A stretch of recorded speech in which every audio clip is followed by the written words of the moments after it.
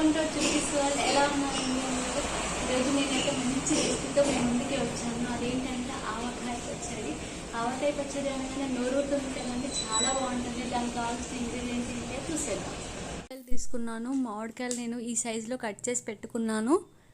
అందులోకి నేను వెల్లుల్లి తీసుకున్నాను. వెల్లుల్లి కొన్ని దంచి పెట్టుకున్నాను. 2 ఆయిల్ ప్యాకెట్స్, కారం, సన్న ఆవాలు నేను వేయించి గ్రైండ్ చేసి పెట్టుకున్నాను. జీలకర్ర మెంతులు కూడా నేను వేయించిన తర్వాత గ్రైండ్ చేశాను. అందులో నేను పోపు దినుసులు అండ్ అలాగే ఆయిల్ హీట్ అవుతుంది, పోపు దినుసులు వేసాను.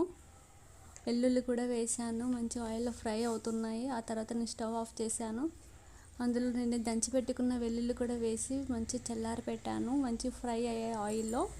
ఆ తర్వాత నేను మామిడికాయ ముక్కలు తీసుకున్నాను. గిన్నె మామిడికాయ ముక్కలకి గిన్నె కారం తీసుకున్నాను. కారం అందులో వేసి కొంచెం చిటికెడు పసుపు, జీలకర్ర మెంతుల పొడి, ఆవాల పొడి వేసి బాగా మిక్స్ చేశాను. ఆ తర్వాత చల్లారిన తర్వాత అందులో నేను ఆయిల్ వేసాను. మంచిగా కింది మీదకి గంటతోటి కలిపాను. చూసారా ఎంత స్పైసీగా ఉందో కదా. ఆ తర్వాత నేను మామిడికాయ ముక్కల్ని అందులో వేసి బాగా కారం పట్టేటట్టు మంచిగా కింది మీదకి కలిపాను. అంతా అయిపోయిన తర్వాత జాడీలోకి ఎత్తాను. మా అత్తయ్య గారు మామిడికాయ పచ్చడి చాలా బాగా పెడతారు.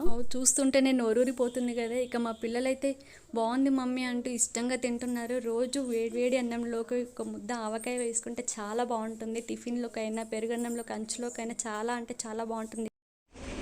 సో చూసారు కదా, మేము చేసిన రెసిపీ చాలా బాగుంది కదా ఆవకాయ పచ్చడి. మీకు ఈ వీడియో కనుక నచ్చినట్లయితే ప్లీజ్ లైక్, షేర్ అండ్